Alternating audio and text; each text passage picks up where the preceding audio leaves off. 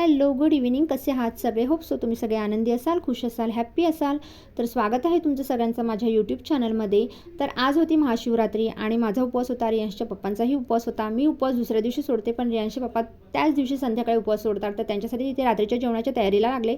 सगळ्यात आधी कुकर लावून घेतला. कुकर झाल्यानंतर दिवाबत्ती केली आणि त्यानंतर इकडे बनवायला घेतली पनीर भुर्जी. पनीर भुर्जीची रेसिपी तर सगळ्यांना ठाऊकच आहे, तरी पण म्हटलं चला तर तुमच्यासोबत शेअर करते.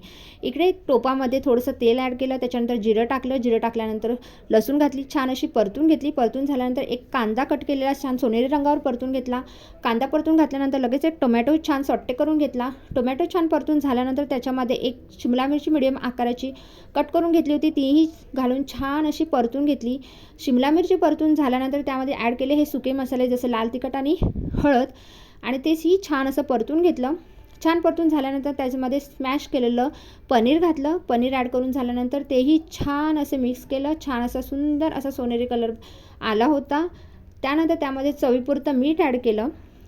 चवीपुरतं मीठ ॲड करून झाल्यानंतर परत छान असं मिक्स करून घेतलं आणि सगळं मिक्स करून झाल्यानंतर गार्निशिंगसाठी वरून कोथिंबीर ॲड केली आणि अशी छान अशी टेस्टी अशी पनीर भुर्जी रेडी आहे. ही भुर्जी तुम्ही चपातीसोबत किंवा भाकरीसोबतही खाऊ शकता, छान लागते. त्यानंतर इथे साजूक तुपातला शिरा बनवला होता. असा होता छोटासा व्लॉग. व्हिडिओ आवडल्यास लाईक करा.